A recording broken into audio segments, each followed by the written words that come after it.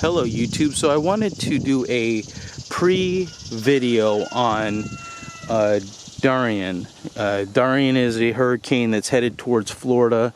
Right now, this is Monday morning. It's right over the Bahamas right now with gusts of winds up to 220 miles an hour. If something like that would ever hit Florida, I'm in the central Florida area, it would completely devastate the area.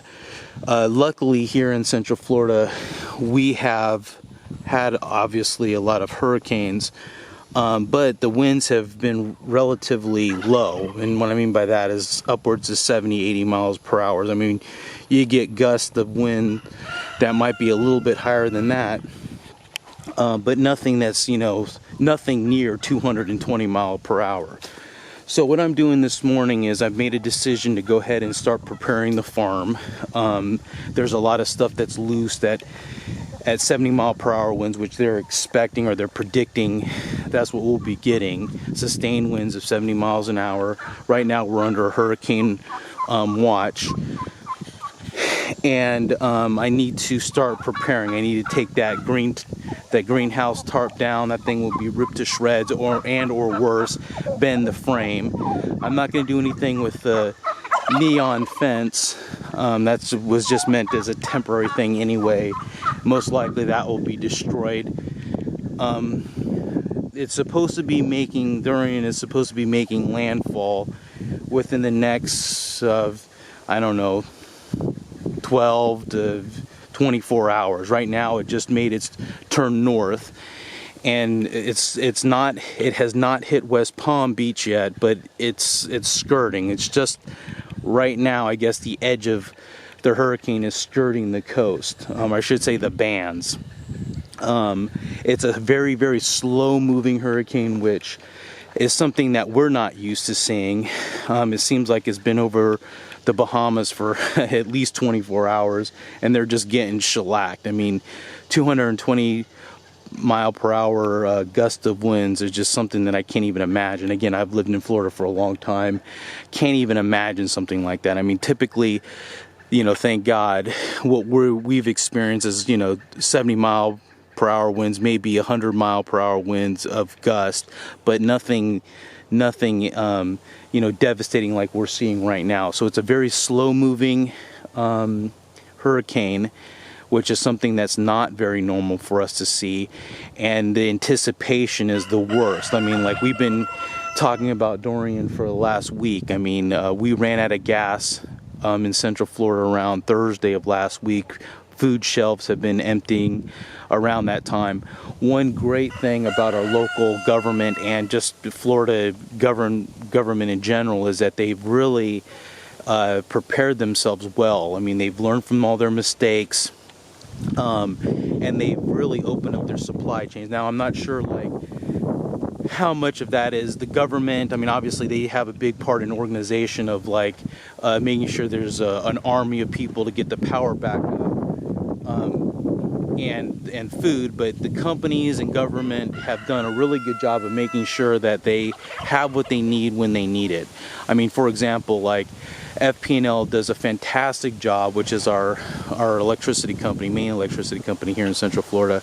They have a army of vehicles and personnel from all over the country that are sitting in waiting. They're just sitting there waiting until the winds die down after the hurricane has passed. I think that they start going to do their work when sustained winds are under 30 mile per hour, and they just start putting the power lines back up. Now, in saying that, I think it was maybe, 8 years ago or wherever, some of my friends, they were out of power for 30 days. So you could imagine that, the destructiveness of what a hurricane can bring. But anyway, the point here is that the supply chain for food and for water, electricity, they've really done a great job of making sure that those supply chains are open and they have what they need. What you're looking at is like my little garden area. I'm gonna have to move all these plants against the fence there. Not saying that that's going to save them, but at least give them an opportunity to to be saved. Thank God on my property I have a lot of these pine trees that is the barrier. Now the wind will be coming, which is the stronger part of the wind from the north. As the hurricane passes the coast, the stronger part of the hurricane is always on the north side. I'm not sure if I'm using the right terminology, but that's where the strongest winds are. So I mean, flooding wise, this will be the second hurricane that I've went through personally, and flooding is really not an issue here, although in my area flooding is an issue. On my particular property it's not. I have all this swampy area that usually floods. My neighbor's property usually floods.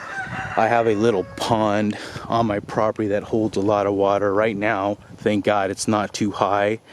It's actually a little bit low for this time of year. I'm gonna walk over there to show you. But anyway, the biggest issue is complacency here in Florida. What starts happening is, because this happens on a yearly thing, people start getting complacent and they don't start heeding the warnings of the, you know, meteorologists and the local government. I mean, now they're forcing people to evacuate low-lying areas, RVs, and of course on the coastal line. This is my little pond area. I could handle a lot more water here. So typically the water caresses up on that hill that you're seeing, and then there's a spillage area that's even lower that could hold more water, so the rest of my property doesn't flood. I think that was done by design by the original I don't know, developers of the property. Whoever that was did a fantastic job of thinking ahead, which is important here in Florida with all the storms we get, especially the water that we get from, you know, just typical rainstorms. So they're predicting 70-mile-per-hour sustained winds in the area. They're also predicting at least 7 inches of rain, which doesn't seem that much. Again, that's not making me nervous. Now, coming in on my main road here, that typically floods. What I did last year or the year before is I just parked my car on the main road and I walked in, you know, knee-high water. Yeah, obviously that's a little bit dangerous, but you know, I have animals on my farm and I wanted to make sure that they were safe and fed. So anyway, again, this is just a pre-hurricane video. What I'll do is I will do all that has to come down today. All that has to be removed, put into the shipping containers. So what I'll do is I'll do a post video just to, you know, do a before and after. I mean, hopefully what's going to happen is it's just going to skirt further east in the Atlantic and not disturb anything or anybody. However, what I just saw was something that looked like it was going to come right through the middle of, keep moving through Florida at some point. So anyway, I'll tell you a funny story and then I'll end not really funny, but I'll tell you a story before I end the video. So this was a little bit ago. I had some friends that thought that, you know, they would throw a hurricane party. They did not prepare. They didn't get any water or food, and they basically had a huge party. And, you know, the night of the hurricane. And I don't think it was a major one. It was probably a Cat 2. And it went through Central Florida. And what ended up happening is it was actually a pretty bad one where people lost power for a week, you know, in that area, in this particular area. I know some people that experienced power loss for a whole 30 days. And this is despite having an army of people on the ground putting up, you know, the electricity wires and all that. So anyway, these guys were having a good time, you know, big party. woke up to no power, no food, hungover, and desperate. And what did they do? They started begging family and friends. So, you know, although this can be a little bit daunting with just the media and the government warning over and over again that there's a disaster that's just about to happen and not really take heed, but in saying that, you know, there is a reason why they're warning people to take precautions. I mean, again, the Bahamas right now are experiencing upwards of 220 mile per hour winds. If something like that came to Central Florida, it would completely devastate us.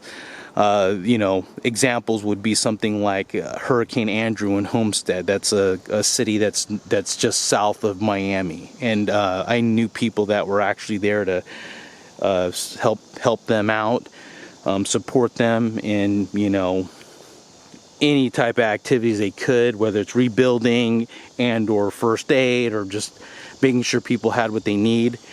And they told me that it looked like a war zone. Everything was completely destroyed. They could not figure out how to get to where they needed to be without radio. And this was like the sheriff's department. They were communicating with each other through radio, and they had to put up their like signage because all the signs had been torn down and blown away. So anyway, stuff like this you can't really play around with. Obviously, us homesteaders are doing homestead not because it's fun, because it's not fun, but because we prepare for the worst and hope for the best. So I'll give you guys another update, maybe in 30 hours or so after the storm has passed. All right.